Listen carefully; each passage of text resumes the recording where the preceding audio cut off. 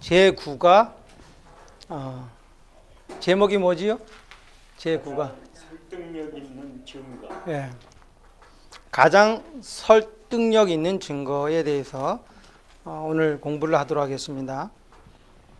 먼저 기억절 말씀 우리 다 함께 한번 읽어볼까요? 기억절 페이지 126페이지에 있습니다. 자, 우리 다 함께 읽겠습니다. 시작.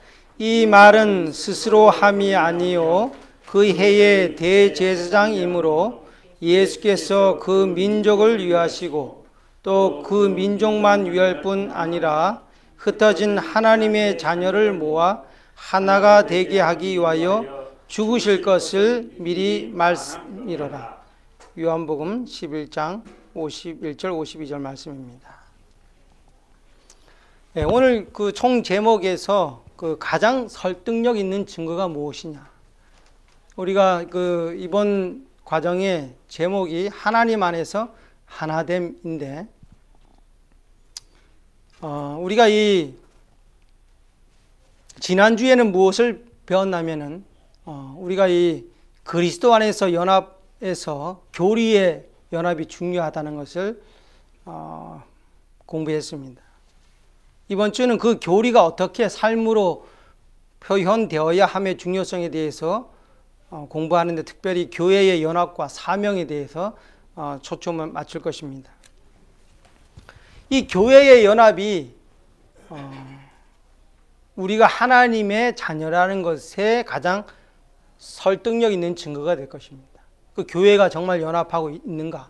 그것은 우리가 정말 하나님의 제자, 예수님의 제자인가를 확실히 보여주는 증거가 되고, 또 하나는 정말 예수님이 우리의 삶을 변화시킬 수 있는 분이신가를 보여주는 가장 설득력 있는 증거가 하나됨에 있다는 것입니다.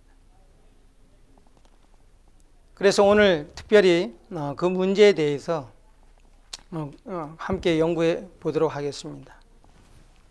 먼저 첫째 날을 보시면은 이 예수님의 십자가 아래서의 연합이라는 제목이 나옵니다. 여기에 그 교회의 연합은 하나님의 선물이다라고 말하고 있습니다. 여러분 다 이 가정의 연합, 또 교회의 연합, 사회의 연합, 또 국가의 연합을 원하시죠, 그죠? 근데 그 연합이 우리가 원하지만은 그것이 우리의 인간의 힘으로는 그 연합이 불가능하다는 것입니다. 그래서 구원은 하나님의 선물인과 동시에 또 교회의 연합도 하나님의 선물이라는 것입니다. 그 시편 133편 1절에 보면 이런 말씀이 있는데요. 형제가 연합하여 동거함이 어찌 그리 선하고 아름다운고. 그래서 여기 보면은 형제의 연합이 가장 아름답다는 것입니다. 그것이 누가 볼 때 가장 아름답습니까? 부모님이 볼 때. 또 교회의 연합은 하나님이 볼 때 가장 아름다운 것입니다.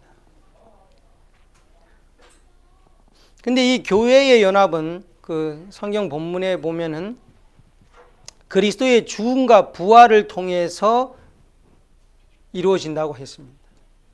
그러니까 예수님께서 죽으시고 또 예수님께서 부활하셨기 때문에 그것이 교회의 연합에서 가장 큰 작용을 한다는 것입니다. 우리가 그 사랑하는 사람이 남녀가 서로 사랑을 하면은 무엇을 합니까? 결혼을 하지요. 마찬가지로 우리가 하나님의 말씀을 연구하다가 또 하나님을 만나고 또 그런 사람은 이 침례를 받게 되어 있습니다.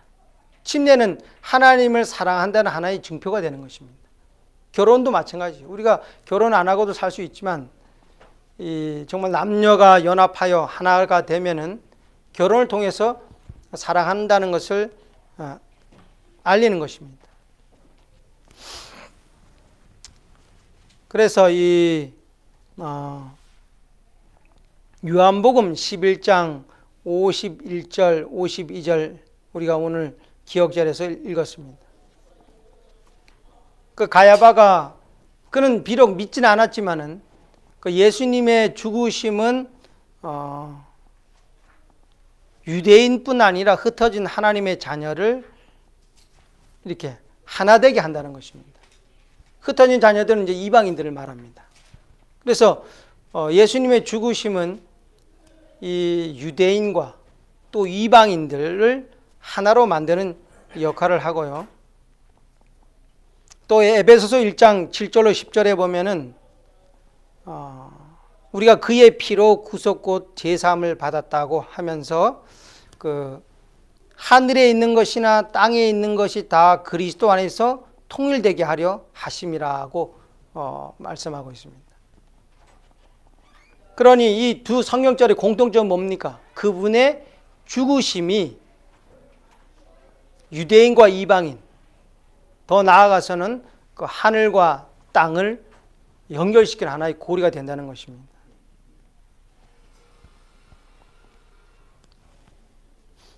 그러면 어떻게 우리가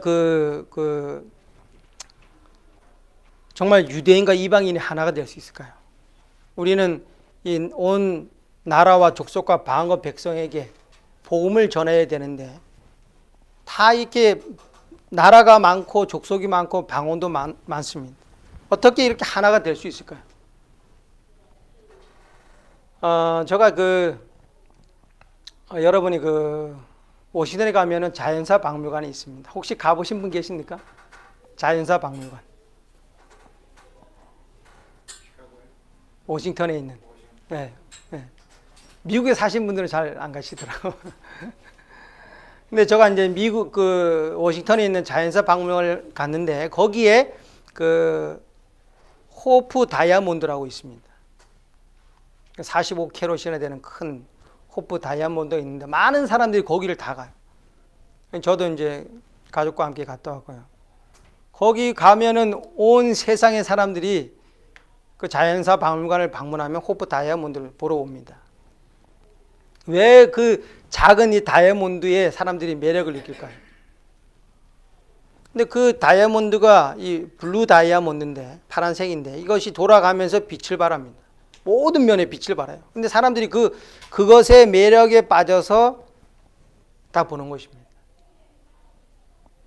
마찬가지로 이 연합의 기초는 오늘 말씀처럼 그리스도의 죽으심에 있다는 것입니다. 십자가가 왜 사람을 변화시킬까요? 어떤 매력이 있기 때문에 강도도 회개하고 말이죠. 부도덕한 사람이 도덕적인 사람이 되고 왜 어떻게 그렇게 그것이 끄는 힘이 있을까요? 그 십자가는 우리를 하늘 가족으로 만듭니다. 하나님은 한 아버지로 만들고 우리는 모두가 하나님의 자녀가 되는, 침례를 통해서 모든 사람이 하나님의 자녀가 되지 않습니까? 그러니까 한 가족이 되는 거예요. 여러분이 어떤 나라에 가서도 제가 제7의 안식 예수 재림 교인입니다 하고 그 교회 가면은 다 반겨줘요. 한 번도 본 적도 없고 언어도 틀리고 인종도 틀리지만은 받아주는 것은 뭡니까? 그리스도 안에서 한 가족이 됐다는 거예요. 여러분 129쪽에 있는 그 영감의 교훈을 한번 읽어보도록 하겠습니다. 우리 정광희 장로님 좀 읽어주시죠. 십자가가 없었다면 인류는 아버지와 연합할 수가 없었다. 십자가로부터 구주의 사랑의 빛이 비쳐나오므로 십자가의 발 아래서 죄인이 그를 구원하시기 위하여 돌아가신 분을 쳐다볼 때 그는 충만한 기쁨으로 기뻐할 수 있을 것이다. 이는 그의 죄가 사함을 받은 까닭이다. 죄인이 십자가 곁에 믿음으로 무릎을 꿇을 때 그가 인간이 도달할 수 있는 최고의 장소에 도달할 것이다. 예, 감사합니다. 정말 우리 인류에서 이 십자가가 없었다면은 어떠한 일이 있을까요? 연합이 불가능합니다. 어떤 구심점이 있어야 되는데 다 제각기 노는 거예요. 그럼 모여지지가 않습니다. 우리가 십자가가 없다면 우리가 하나님을 이해할 수가 없습니다.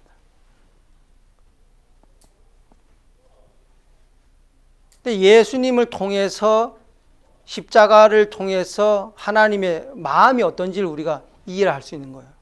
우리가 부족하고 죄인이고 못났지만은 예수님이 그래도 나를 위하여 십자가에 돌아가셨다는 것을 알 때에 우리가 하나가 될 수 있는 것입니다. 십자가에서 우리가 용서를 경험했을 때 다른 사람을 또 용서를 할 수가 있는 거예요. 그를 힘입어서 할 수가 있는 것입니다. 그래서 야곱이 꿈을 꿨지 않았습니까? 베델에서 꿈을 꿨어요. 그 사닥다리가 무엇을 표징합니까? 예수 그리스도. 그분의 십자가의 죽으심을 표현하는 것입니다. 그 꿈을 통해서 야곱은 그리스도와 연합이 됐어요. 예수님과 연합이 되고 하나님과 연합이 되었습니다. 그것이 오늘 우리에게도 동일하게 베델의 경험이 필요하다는 것입니다. 개인적인 하나님과의 연합이 우리의 교회의 연합에 큰 도움이 된다는 것입니다. 월요일 소지를 좀 보면요, 이 하목의 사역이 나옵니다. 그러면 이 연합의 기초는 그리스도의 죽으심인데, 우리가 이 야곱처럼 하나님을 만나는 경험을 통해서 하나님과 연합됐을 때 하나님이 우리를 동역자로 세우시는데, 바로 이 하목의 사역을 하는 사람으로 만든다는 것입니다. 평화의 도구로 우리를 만드는 것입니다. 인류는 죄로 인해서 불화가 생겼어요. 불화. 여러분, 아담과 하와가 얼마나 사랑스러운 부부였습니까? 내 살 중에 살이요 내 뼈 중에 뼈라고 그랬어요. 뼈가 여러분 예쁩니까? 뼈 안 예쁘잖아요, 그죠? 근데 내 뼈 중에 뼈다. 그 정도로 사랑했는데 죄가 딱 들어오자마자 불화가 됐어요. 화목이 깨졌습니다. 여러분이 이 세상을 보시면은 뭐 뉴스나 신문이나 보면 여러분은 불신과 불법, 불의가 난무하는 이 세상을 보게 됩니다. 화목이 깨졌어요. 그래서 하나님께서 구속의 경륜은 쉽게 말하자면 이 하나님과 사람 사이에, 또 사람과 사람 사이에 이렇게 화목하게 하는 것입니다. 근데 이 구속의 경륜은 이 죄를 처리해서 우주적인 연합을 가져오게 하는 것이에요. 단지 하나님과 인간뿐 아니라 이 우주적인 차원에서 이 화목이 이루어집니다. 그러니까 예수 그리스도의 죽음이 없었더라면 천사들도 하나님이 누군지를 정확하게 알 수가 없어요. 하나님의 성품을 정확하게 알 수가 없습니다. 그래서 예수님께서 십자가에 돌아가셨기 때문에 우주도 하나님의 성품을 확실히 알게 됐고, 인류도 하나님의 성품을 알게 된 것입니다. 그런데 이 초대교회 당시에 그 연합이 그렇게 쉽지만은 않았어요. 왜냐하면 그 당시에 유대인이 있었고, 유대인들이 원수같이 취급하는 사마리아 사람들이 있었어요. 그리고 유대인들을 억압하는 로마인들이 있었어요. 그들이 하나 되기가 쉽지 않습니다. 우리나라가 지금 그 한국과 일본 식민지를 한 35년 했지만 아직도 이 감정이 남아 있지 않습니까? 그리고 그 당시에는 이 종과 주인이 같이 있었어요. 근데 복음으로 하나가 된다는 것이 이 지상으로도 이것은 용납이 안 되는 것입니다. 그런 그들이 그리스도 안에서 하나의 연합을 이룬다는 것은 오늘날 우리 재림교회가 인종이 다르고 정말 200국가가 넘는 이 많은 나라에서 하나가 된다는 것처럼 또 마찬가지로 그 당시도 어려운 것이었습니다. 그런데 에베소서 2장 13절에서 16절 말씀에 보면은 그리스도의 피로 유대인과 이방인이 가까워졌다고 했어요. 그리스도의 피로. 옛날에 그 이스라엘 백성들이 가장 중요시 여기는 곳은 바로 예루살렘 성전입니다. 그들은 3대 절기에 다 예루살렘에 다 모였어요. 오늘날 여러분이 그 모슬렘 신자들이 메카에 가서 다 모이지 않습니까? 근데 예루살렘 성전은 엄청난 곳이에요. 왜냐하면 그곳이 하나님이 존재했던 곳. 그래서 모든 사람이 일손을 다 놔두고 1년에 3차례씩 다 예루살렘 성전에 와서 예배를 드립니다. 그런데 그곳에 유대인들의 뜰이 있고 이방인의 뜰이 있고 또 여자들만의 뜰이 따로 있어요. 그래서 이방인들이 유대인의 뜰에 들어왔다가는 사형을 당할 수, 돌에 맞아 죽을 수도 있습니다. 그런데 여기 보면 에베소서 1장 7절 말씀에는 그리스도의 피로 제3을 에베소서 2장 13절에 보면 그리스도의 피로 유대인과 이방인이 가까워졌다는 거예요. 십자가의 죽으심으로 이 뜰이 없어졌다는 거예요. 벽이 사라졌다는 겁니다. 둘이 하나가 되었다는 거예요. 둘로 하나가 둘로 자기 안에서 한 세 사람을 지었다고 했어요. 둘이 하나가 됐다는 거예요. 유대인과 이방인이 그리스도 안에서 한 세 사람이 되었다는 겁니다. 새로운 혈통이 된 것입니다. 우리 성경 말씀 고린도후서 5장 17절 한번 찾아보겠습니다. 고린도후서 5장 17절로 21절 말씀 제가 읽어드리겠습니다. 고린도후서 5장 17절 21절 말씀. 그런즉 누구든지 그리스도 안에 있으면 새로운 피조물이라 이전 것은 지나갔으니 보라 새 것이 되었도다. 모든 것이 하나님께로 났나니 저가 그리스도로 말미암아 우리를 자기와 화목하게 하시고 또 우리에게 화목하게 하는 직책을 주셨으니 이는 하나님께서 그리스도 안에 계시사 세상을 자기와 화목하게 하시며 저희의 죄를 저희에게 돌리지 아니하시고 화목하게 하는 말씀을 우리에게 부탁하셨느니라. 이러므로 우리가 그리스도를 대신하여 사신이 되어 하나님이 우리로 너희를 권면하시는 것 같이 그리스도를 대신하여 간구하노니 너희는 하나님과 화목하라. 하나님이 죄를 알지도 못하신 자로 우리를 대신하여 죄를 삼으신 것은 우리로 하여금 저희 안에서 하나님의 의가 되게 하려 하심이니라. 여기 보면은 그리스도 안에 있으면 뭐라고요? 새로운 피조물이다. 그러니까 유대인이나 이방인이나 상관없이 그리스도 안에 있으면 그리스도를 닮은 새로운 피조물이 된다는 것입니다. 그 사람에게 하나님께 어떤 직분을 주셨다고요? 어떤 직분을 주셨다고요? 화목하게 하는 직분, 또 화목하게 하는 말씀을 주셨다는 거예요. 그리고 이 말씀에 보면, 본문의 말씀에 보면은 우리가 그리스도를 대신하여 사신이 되었다 그랬어요. 대신하여 사신이 됐다를 대사라고 우리가 얘기하지 않습니까? 그러니까 우리는 누구를 나타내는 사람들이에요? 그리스도의 대표자라는 거예요.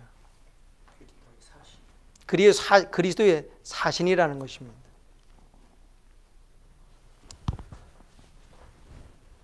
그래서 우리가 이 물에 빠진 사람을 구원하기 위해서는 구원하러 갈 사람이 뭘 할 줄 알아야 돼요? 기본적으로 수영을 할 줄 알아야 돼요. 마음마저 구하고 싶은데 수영을 못했다가는 같이 빠져 죽잖아요. 그죠?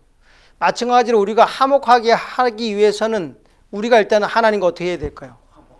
화목해야 되는 거예요.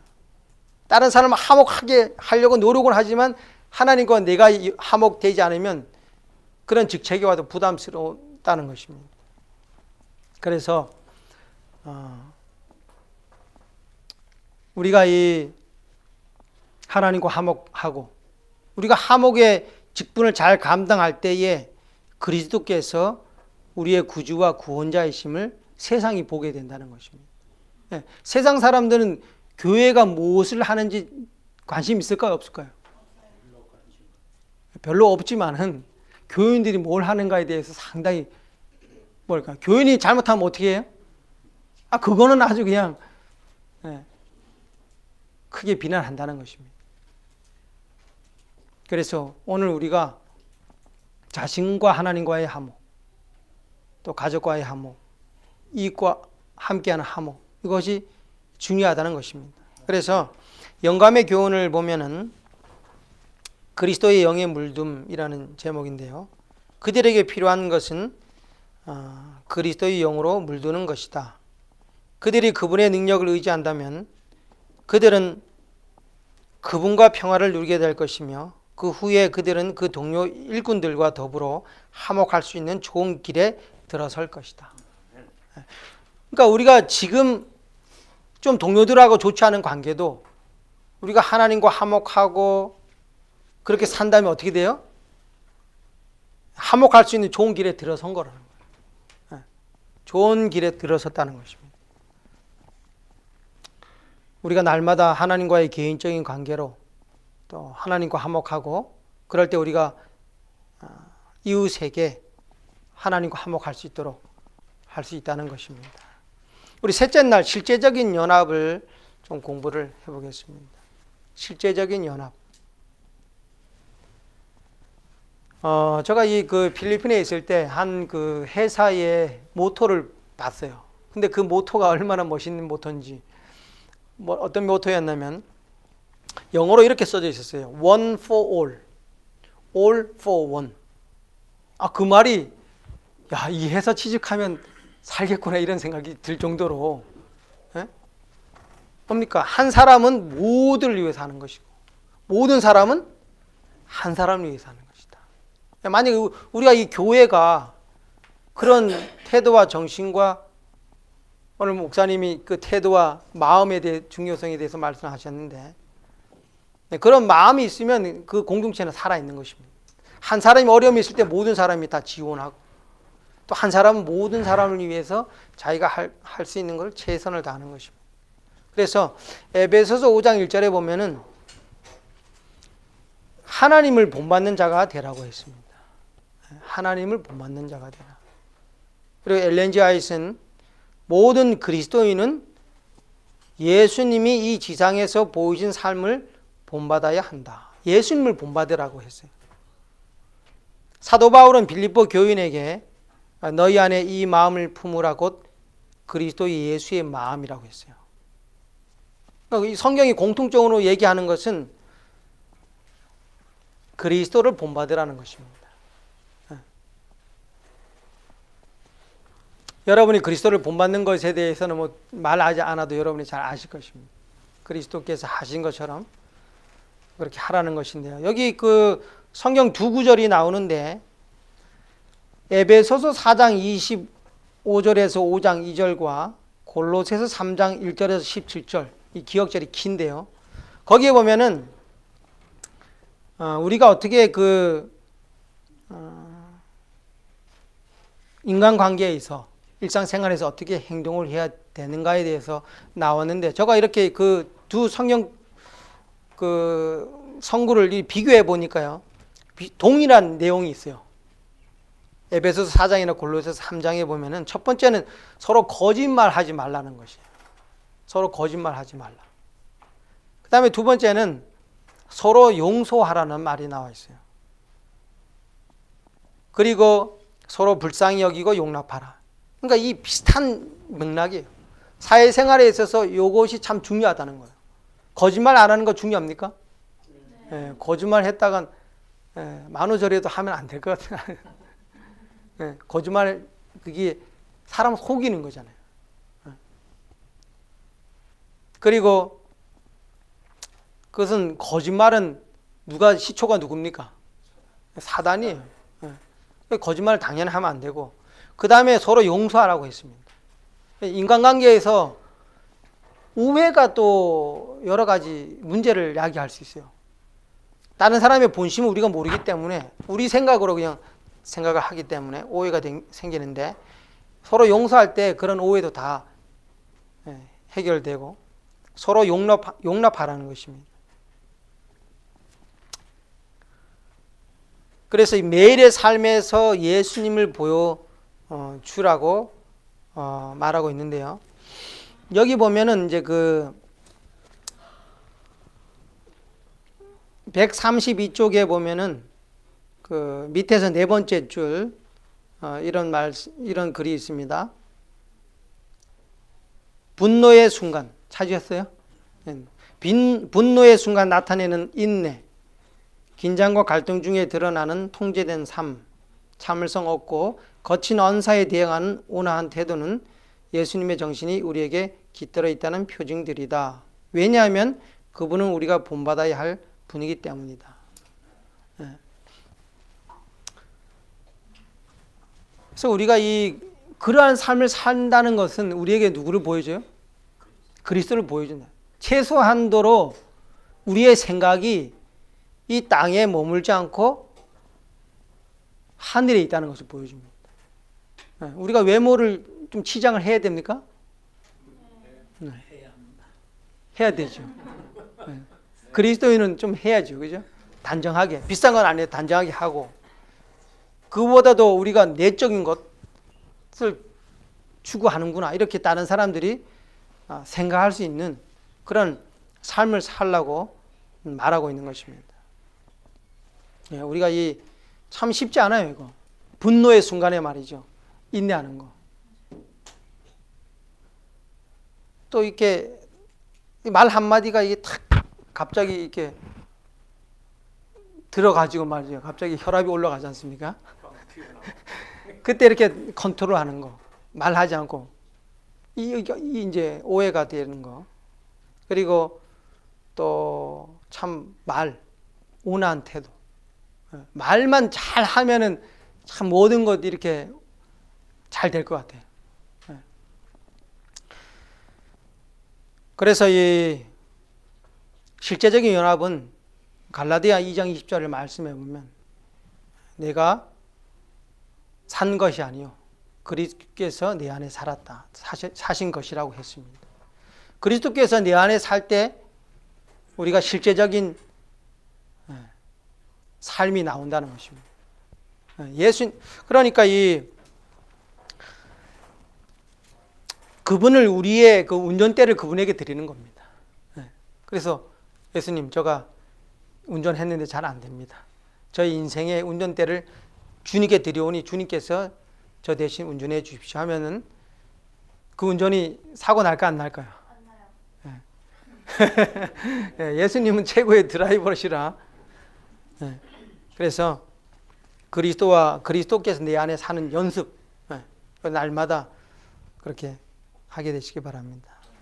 넷째 날, 우리 다양성 속에서의 연합입니다. 우리가 몇 주 전에도 교회는 한 몸이지만 그 몸에 많은 지체가 있다고 했습니다. 근데 우리가 우리 시카고 교회는 그렇게 문제가 없어요. 찬양교회는. 왜냐하면 소수잖아요. 근데 사람이 많아지면은 생각도 달라지고 여러 가지로 이제 다양성이 있는 거예요. 근데 그 다양성을 어떻게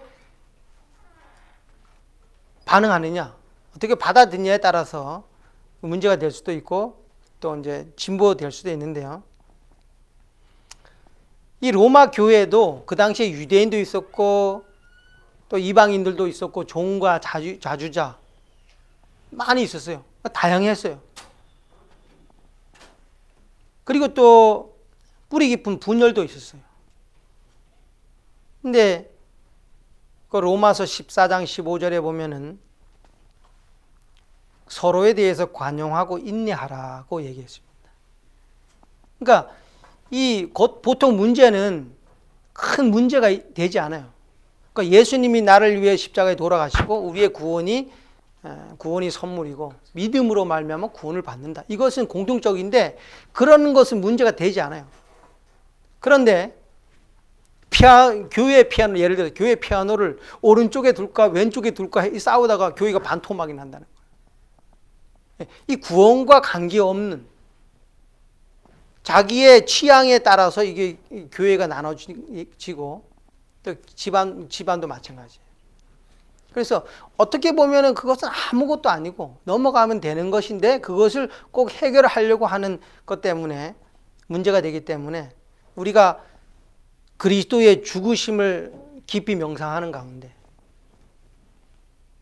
또 같이 합의하고, 그래서 다양성 속의 연합에서 어떻게 그러면 연합을 할 것인가? 그것은 우리가 서로 각자가 이제 성령에 순종하는 것입니다. 베드로도 성령의 음성을 듣고 순종을 했어요. 그랬더니 그 예루살렘 지도자들도 그 베드로의 이런 경험들을 들어보니까 그건 분명히 성령의 인도함이거든요. 거기 굴복을 했어요. 굴복을 했기 때문에 연합이 왔고, 두 번째는 성령과 이 대조를 하는 겁니다. 오늘 말씀처럼 베레아 사람이 그러한가 하고 성경을 상고를 했어요. 일단 성경을 삼고할 때에 그 모든 문제가 성경하고 이제 연관이 되어 있는 건 쉽게 판별이 되죠. 그런데 성경에 나와 있지 않는 문제들이 있을 경우는 합의를 하라 그랬어요. 교회 전체가 회의를 해가지고 합의를 가장 좋은, 성령은 교회 전체를 또 인도하십니다. 한 명 한 명도 인도하시지만 교회 전체도 성령의 인도하시기 때문에 합의된 사항에 굴복하는 것이 중요합니다. 그래서 이제 다양한 이제 그 다양성의 연합을 유지하라 그랬는데요. 특별히 로마서 14장 15절에서는 어떤 문제가 있었냐면 그 제사와 관련된 문제가 두 개가 있었는데, 그 부정한 음식을 먹어야 되느냐, 그리고 어떤 날을 중히 여겨야 되느냐, 이 문제가 있었어요. 근데 그 어떤 부정한 음식은 레위기 11장에 나온 어떤 먹지 말아야 되는 그런 문제가 아니에요. 그런 고기를 말하는 거 아니에요. 그런 고기는 아예 베드로도 먹지 않았기 때문에 문제가 되지 않고, 그 부정한 고기는 뭐냐면은 그 고기가 제 우상 숭배에 바쳐진 고기인지 모르기 때문에 그것은 먹지 않는 것이 믿음이 연약한 자에게 도움이 될 것이다. 또 그 당시에는 그 부정한 음식이 될 수 있는 것이 여러 가지가 있었는데, 그 중에 하나가 뭐냐면 사람이 손을 씻지 않고 그 음식을 만지면 그게 부정한 것이 돼요. 그 당시에는 그랬어요. 오늘날도 여러분 손 안 씻고 밥을 먹습니까? 손 씻잖아요. 그죠? 과일 먹을 때도. 그리고 이제 어떤 사람의 몸에서 유출이 생긴 사람이 음식을 만지는 건 다 불결하다고 했었어요. 그 당시에 부정하다 그랬어요. 근데 이제 그런 것이지 레위기 11장에 나온 부정한 고기의 문제가 아니에요. 그래서 그것이 우상에 바쳐졌는지 안 바쳐졌는지 모르기 때문에 그것은 양심에 맡기라는 것입니다. 그 구원에 그렇게 큰 중요한 것이 아닐 때는 양심이 맡기는 거예요. 우리가 신앙의 연조가 다르고 또 깊이가 다르고 다 다릅니다. 생각이 다릅니다. 또 성경도 이해하는 것이 다 달라요. 그렇기 때문에 우리가 이제 28개의 교리도 있지만은 어떤 개인적인 것에는 그 사람의 신앙에 따라서 양심의 판단을 맡겨두는 것이 중요하다고 성경은 또 얘기하고 있습니다. 그 사람의 양심이 계속 그런데도 그것을 강제한다는 것은 그것은 복음에 또 맞지 않습니다. 특별히 여기에 또 그 이제 어떤 날에 대해서 얘기 나오는데, 그 당시에는 그 어떤 7대 절기 아시죠, 여러분? 유대인의 7대 절기가 있는데 그 전에 이제 금식을 했었고, 또 금식을 어떤 날에 하는 것이 좋은가, 이 문제가 이제 분분했어요. 그리고 7대 안식일이 있었습니다. 7대 절기 안식일이 있었는데 그 당시에 예수님이 딱 돌아가신 후에 그것이 폐지됐잖아요. 절기가, 모든 절기가 폐지됐잖아요. 근데 이제 절기 안식일을 안 지키는 사람들이 있었어요. 근데 그 절기가 가장 중요하다 생각하는 사람들은 그것을 안 지키는 건 말도 안 된다, 이제 이렇게 나오는 겁니다. 그렇지 않습니까? 여러분이 어떤 예루살렘에서 다 모여가지고 예배드리는 그런 절기가 갑자기 다 예수님이 돌아가신 날에 바로 사라질까 불가능했을 겁니다. 그 사람들이 습관이 그렇고 삶이 그런데 그것이 예수님이 돌아가셨다고 절기가 다 폐지되고 참석 안 한 것이 아니에요. 사도 바울도 6월절 절기에 참석을 했습니다. 근데 그것은 그들의 양심에 맡겨두라는 것입니다. 절기는 폐지됐어요. 그러나 그들이 그런 절기를 모일 때 그것을 막지 않았다는 것입니다. 이제 시간이 좀 필요할 것도 있는 거예요. 우리가 이제 신앙이 연약한 사람, 개종한 사람, 금방 개종한 사람들이 우리가 하는 것을 다 따라하기는 불가능할 겁니다. 그 사람들의 습관이 있고 여러 가지 있기 때문에 우리가 그들에게 양심을 주고 그들의 양심 따라 특별히 하나님과 연합할 수 있는 그런 면으로 도와줄 필요가 있다는 것입니다. 네, 감사합니다.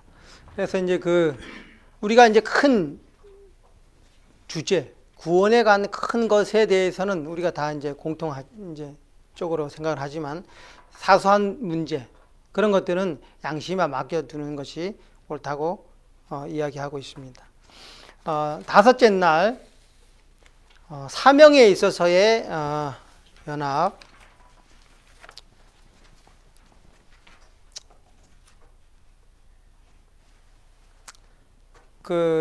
우리가 이제 타 교파 사람들을 만났을 때에 어떻게 할 것인가. 이제 그런 문제도 있는데요. 제가 이제 앤드루스에서 많은 것을 배웠지만은 이제 영어로 배웠기 때문에 많이 잊어버렸어요. 근데 한 가지 생각나는 거는 리스펙트 하라. 존중하라는 것은 아주 많이 배웠어요. 우리가 다른 사람, 우리가 신조가 다르고 배경이 다르지만은 이제 존경할 수 있는 그런 마음을 갖는 태도가 중요하다는 것입니다. 근데 우리가 이 교회의 연합의 그 이유가 무엇입니까? 하나 돼서 무엇을 하자는 겁니까? 그것이 바로 오늘 목요일 소지 사명이 있다는 거예요. 교회가 단지 하나 되고 그걸로 끝나는 것이 아니고 이 사명에 있어서의 연합인데, 사도행전 1장 14절에 보면은 한번 다 함께 읽어볼까요? 사도행전 1장 14절 여기 136절 위에 있죠. 더불어 시작.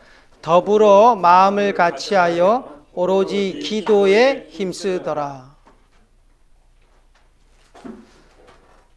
여기에 모인 무리가 예수님의 11제자가 모였고요.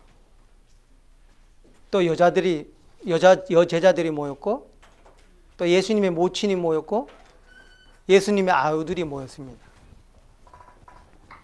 근데 그들이 모여서 한 것이 뭐냐면 오로지 기도에 힘썼다는 거예요. 여기에 예수님이 계십니까? 안 계십니까? 예수님은 가시적으로는 안 계셔요. 거기에 기도의 모임에.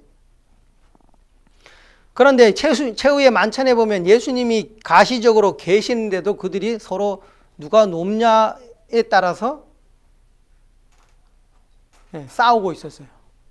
근데 지금은 오순절 전후에 보면은 예수님이 안 계심에도 불구하고 그들이 하나로 모여서 기도했다는 것입니다.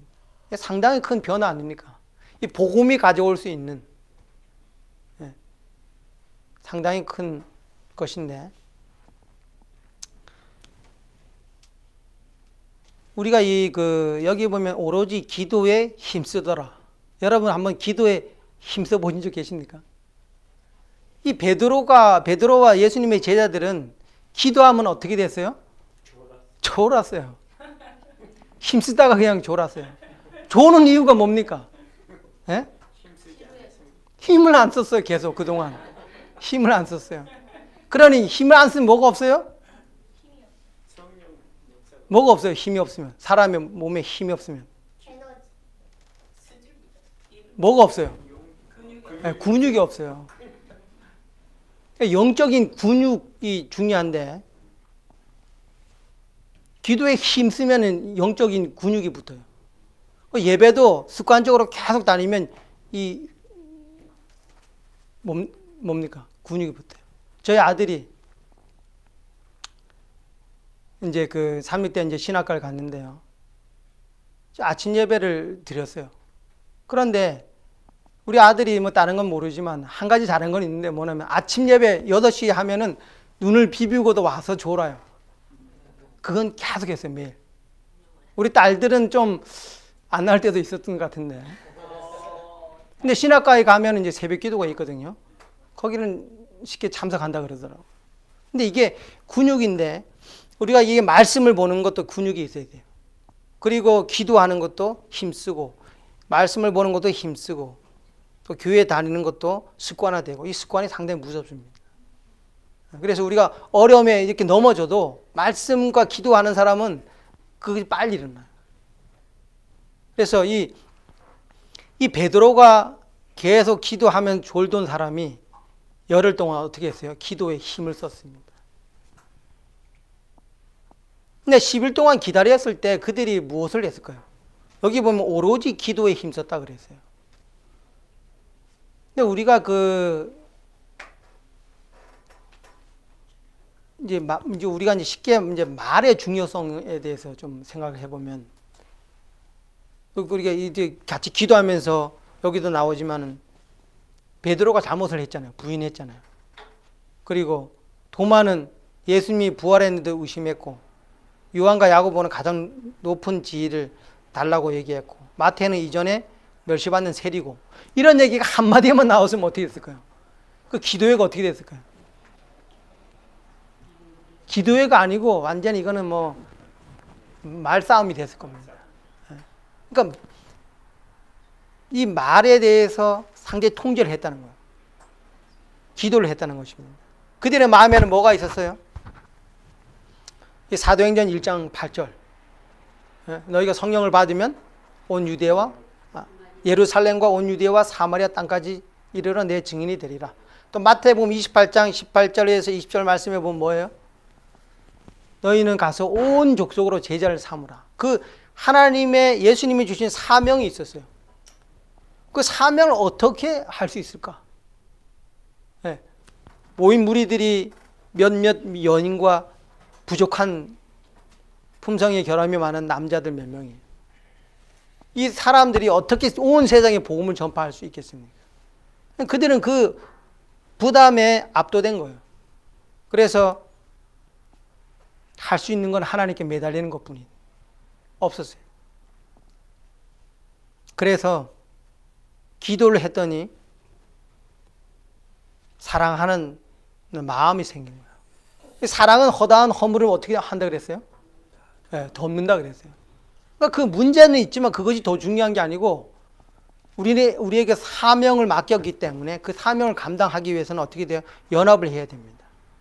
교회가 많은 문제가 있지만 우리가 큰 사명이 있어요. 세천사의 기별을 어디까지 전해야 돼요?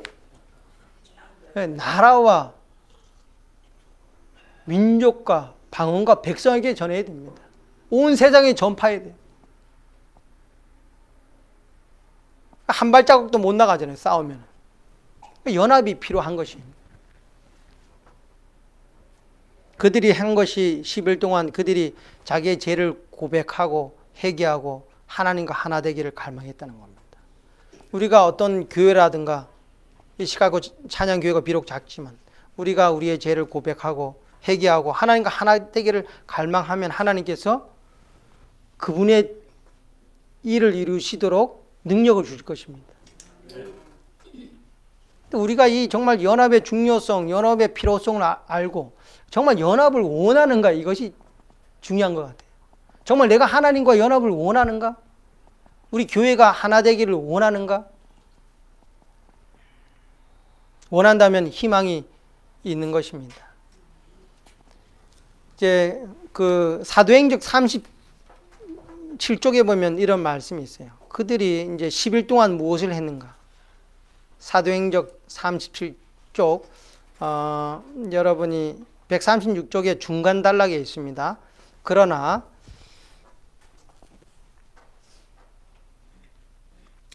성봉남 목사님 좀 읽어주시겠습니다.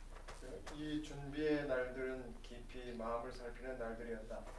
제자들은 영적인 필요를 느끼고 그들을 영혼 구원 사업에 적합하게 해줄 거룩한 정료를 달라고 주께 부르짖었다. 그들은 단순히 자신을 위한 축복을 구하지 않았다. 그들은 영혼구원에 대한 부담에 눌려 있었다. 그들은 복음이 세상에 전파되어야 할 것을 깨닫고 그리스도께서 약속하신 능력을 간구하였다. 네.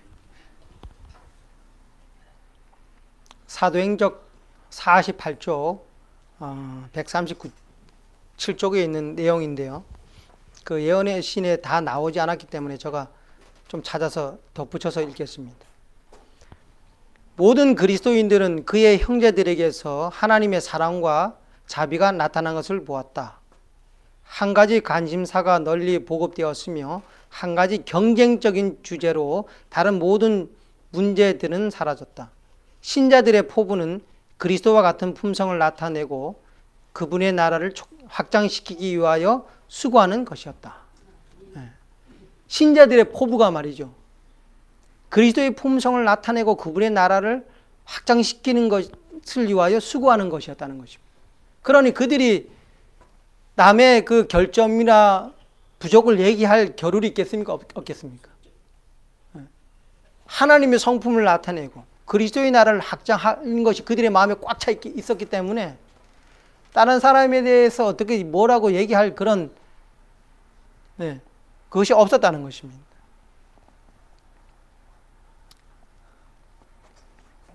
이제 말씀을 제가 이제 줄이면서요.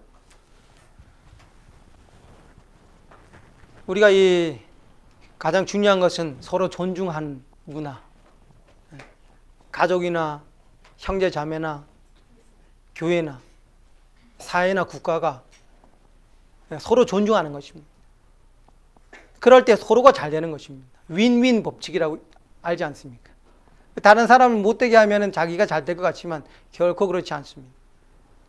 다른 사람을 이롭게 하는 사람이 또 복을 받게 되어 있습니다. 다른 사람을 리스펙트하는 것.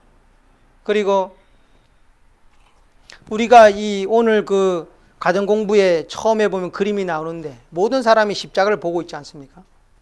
우리가 개인이 십자가 앞으로 가까이 나아갈수록 우리의 서로의 거리가 어떻게 될까요? 가까워집니다. 그래서 우리가 날마다 예수님께 가까이 연합할 때에 우리 서로가 노력을 하지 않아도 가까워지게 됩니다. 그것이 우리가 연합을 이루는, 그래서 우리가 하나 될 때에 그것이 하나님이 살아계시다는 것에 가장 설득력 있는 증거입니다. 아직도 복음이 살아있고 우리 속에 하나님이 살아있고 우리 가운데 하나님이 존재한다는 것을 세상이 부인할 수 없는 증거가 되는 것입니다. 아무쪼록 여러분의 삶이 예수 그리스도를 나타내는 아름다운 삶이 되길 바라며 오늘 공부를 마치도록 하겠습니다. 네.